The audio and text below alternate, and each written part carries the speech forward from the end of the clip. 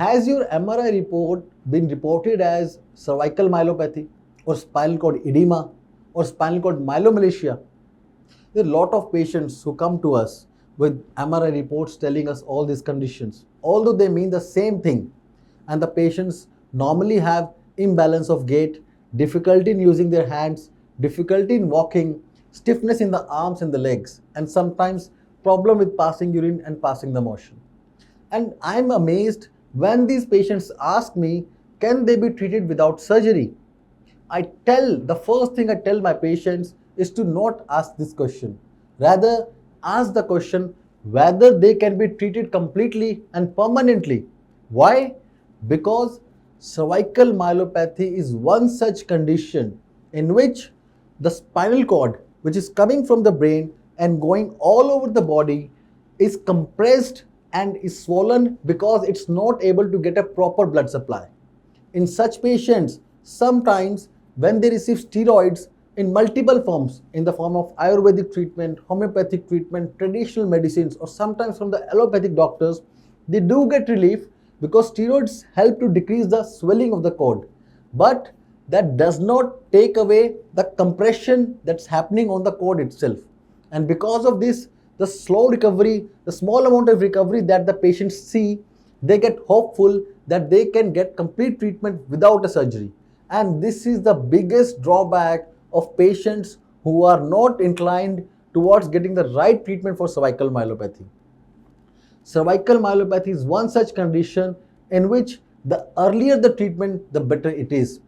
There is a very large study group, the AO study group, which conducted a 25-year study over cervical myelopathy patients.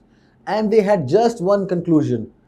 The moment somebody is diagnosed with cervical myelopathy, they should undergo the surgery in which compression on the spinal cord is removed completely. Why? The more you delay the surgery, higher are the chances that you will never be okay again. Now, for the patients, it's very important to understand that in cervical myelopathy, it starts with very small things like the gait imbalance or difficulty in using your hands, small tightness or stiffness in the arms. But when it progresses, it does not progresses like this. It progresses like this. For example, you have been doing very great for the yesterday, but today when you wake up, suddenly you feel great amount of weakness in your body. Then it continues for a few months. Then you wake up one day and you have more weakness suddenly. So spinal cervical myelopathy behaves like this. And many patients keep on ignoring these symptoms, just hoping that either it will be okay on its own or with the help of physiotherapy or steroid medicines or other kind of treatments, which are actually fooling oneself. Now coming to the treatment part, cervical myelopathy is one condition which, if treated in a timely manner and a proper treatment, they patients can have a completely normal life and permanently without any residual harmful effect of the surgery itself. Sometimes we do the surgery from the back of the neck, sometimes from the front of the neck, depending upon the grade of cervical myelopathy the patient is having. But it does not change the fact that cervical myelopathy is a treatable condition, is a curable condition. The only treatment option is surgical, and the surgical treatment, earlier the better it is, the more chances of recovery are there, the more chances of complete and permanent recovery are there. So my friends, if cervical myelopathy, spinal cord myelomalacia, spinal cord edema is mentioned in your MRI reports, please remember three things. Do not be afraid, it is a curable condition.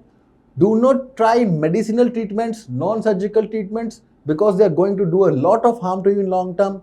And find the right specialist who understands cervical myelopathy, who has expertise in managing these conditions surgically, and meet him and get the right treatment started as soon as possible.